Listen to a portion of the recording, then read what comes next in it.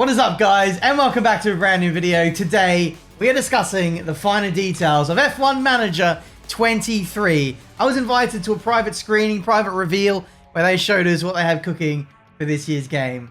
Let's get into the details. Release date then, it hasn't been announced fully yet, but we have been given a release window of summer 2023.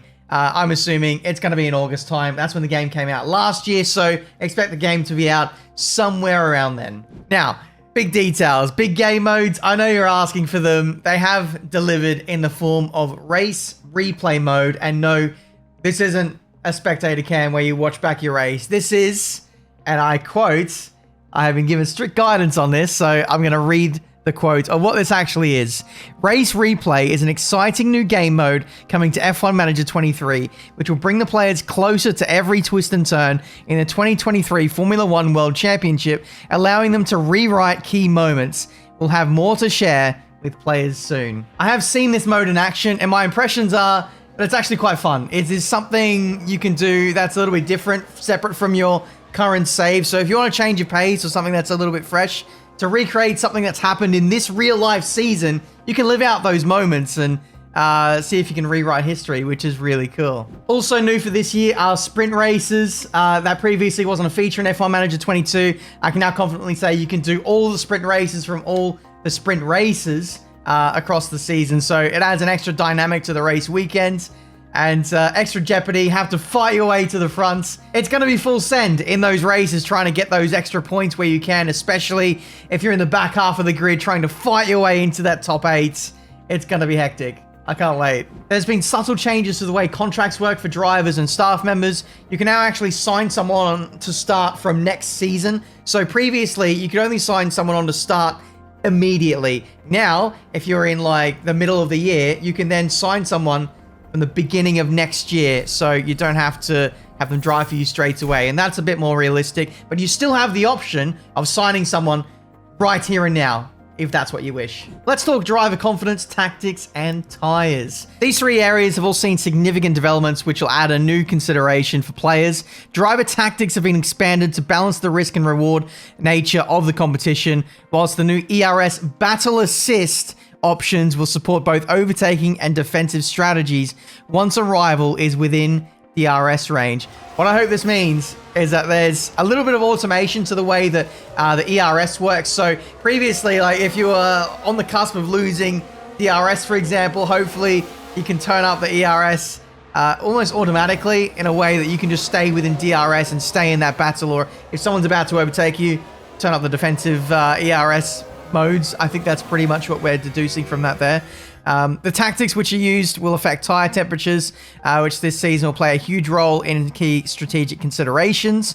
Both surface and carcass temperatures will change throughout the race based on varying factors, such as the ambient temperature and drivers' own abilities, affecting tire degradation levels and influencing the likelihood of mistakes.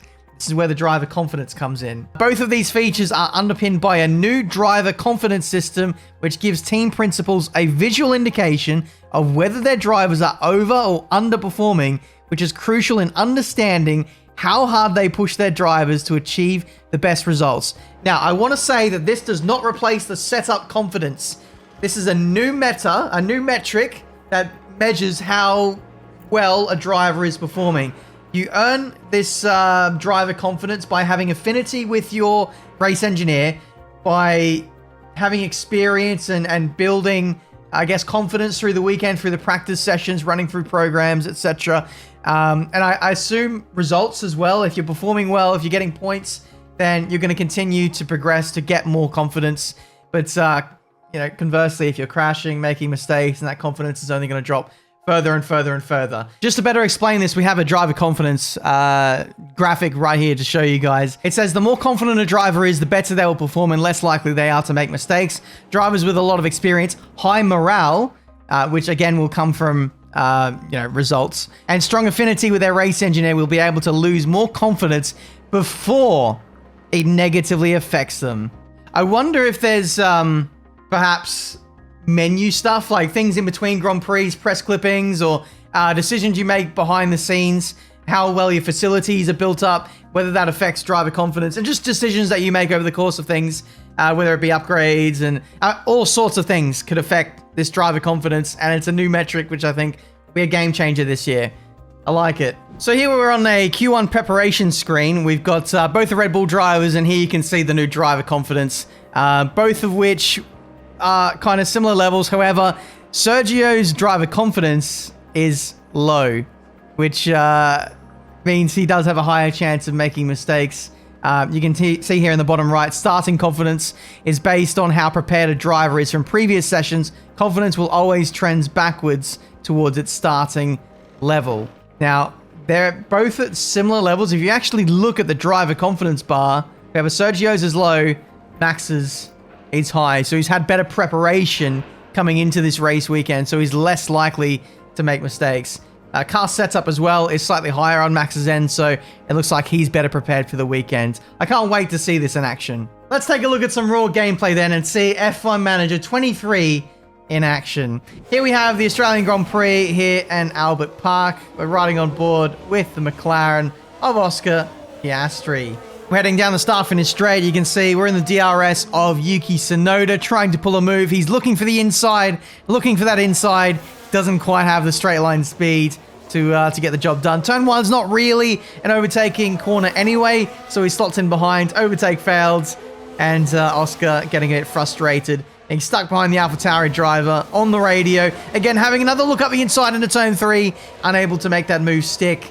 Yeah, dirty air, of course, playing into that. You can see he's on aggressive push mode. You can see fuel mode is on push as well, and deploying some ERS, but still unable to get past that AlphaTauri driver. You'll notice the suspension arms moving up and down a little bit. That's a nice detail that's been added to this year's game. You can see just how that's moving around as they go through various turns, perhaps over curves as well. Fly through the fast S's.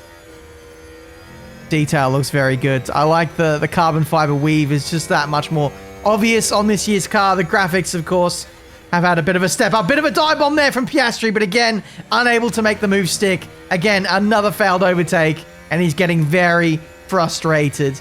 Right now, I'd be taking him off deploy mode. I'd be chucking him in overtake and punching all that ERS on this start-finish straight. But, you know, that's just me. Not everyone is as good of a manager as me. If I was managing Oscar, he'd be winning this race.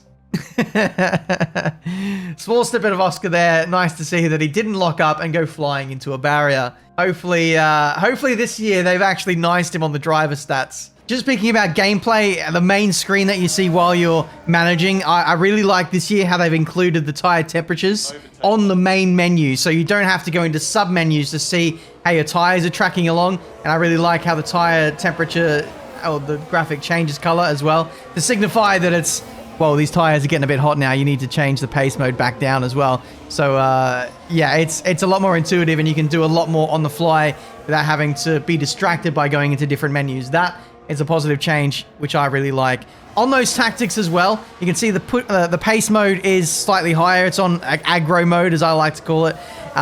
When your driver is on aggressive push modes on this year's game, your driver will actually use curbs and more aggressive lines heading into corners. So, yeah, they'll use more of the track. They'll use curbs. Conversely, if you're in a lighter push mode, you'll use less of the track and stay off curbs maybe a little bit more, looking after the tires even further. So, that's a key consideration to take into the tactics now, that you'll actually see visual changes to how the drivers are taking their lines, which is a good change. Let's talk about driver development now. Things have changed with F1 Manager 23. Now, older drivers like Alonso, Hamilton will start to regress a little bit over time. So their stats will actually go down. If they start to drop off a little bit, something one of the developers said to me was that if you stop getting points, then you will especially see that drop off in performance. But if they are still high up there in the results, in the finishing order, they will actually keep developing somewhat, but their development will slow naturally with time, which is what you expect. Whereas previously on F1 Manager 22, there was no regression at all. So it's nice to see that added level of realism is there. If you've got a driver who's aging and is also not really in a top level car, not really scoring points, then his stats will start to go down. That's worth considering. So there comes a time where you have to balance, are we going to keep this driver on? They're getting a bit old now. Or are we going to start focusing on the future? Shall we get an F2 or an F3 driver in to really solidify the future of our driver lineup going forwards? Many decisions to be made, and I'm excited to see how those play out. Speaking of F2 and F3 drivers, though, I have some news. Now we have expanded series simulation, which basically means while we're managing a Formula 1 team, Formula 2 and Formula 3 will be simulated every single weekend while we're managing. So no two players' save will be the same. We'll have different results for different saves. Different drivers will be performing, and we've got to keep an eye on who's performing to be an upcoming future star in Formula 1. That is really exciting to see that it's actually simulated alongside our save as well. So it just makes the whole world of F1 Manager feel that much more real. Pit stops. Let's talk about pit stops. This year we have deeper pit stop management. I'm talking about the pit crew. New to 2023 is the role of sporting director, who will lead the development of the player's pit crew throughout each season, aiming to increase the speed of each player's pit stops to reduce the risk of any mistakes which can make the difference in vital strategy windows.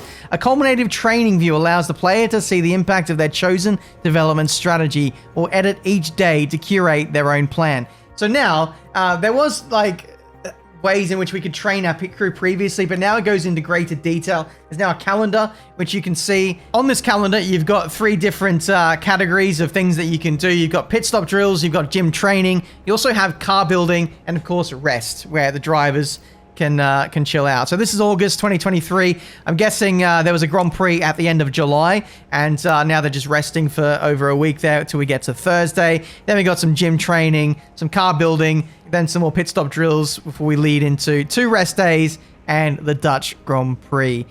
Very crucial to make sure you balance this correctly, because the pit stop guys are a very crucial element to a Formula 1 race weekend, and if they're not in their game, then your races are kind of screwed. So look after them. On the right-hand side, we have the training summary. We have chances of mistake on a number of different facets there. I love how much detail they actually go into there, and the small marginal gains you get from training each specific area. Lower down, we have the fatigue versus how weary they are. Chance of mistake, estimated pit stop time. At the moment, we've managed to shave almost 200ths off of our overall pit stop time of 2.3 seconds, which is pretty good.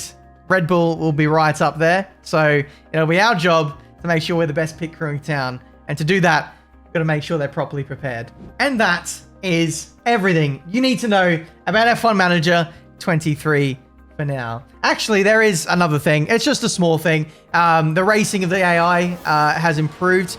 They can now race each other a little bit better. They actively try and go for gaps a little bit more, which is nice to see. Those generic kind of year-on-year improvements are what we expect of a yearly release cycle of an F1 game. But regardless, I'm excited to see how much of a step up this is from F1 Manager 22. No talk yet on any other game modes. I was hoping there might be an announcement about maybe racing online against other people. I don't know if they've got that saved up their sleeve, but that is a change I would love to see. Also, the ability to be able to change teams in your career mode save, that would also be really nice. No mention of that. I don't know if they're planning to do that or whether they're not, but as soon as I know, I'll let you know, and hopefully we'll have more news on F1 Manager very soon. F1 Manager 2023 coming summer of this year on Xbox Series X, Xbox One, PS4, PS5, and PC, of course. Summer can't come fast enough.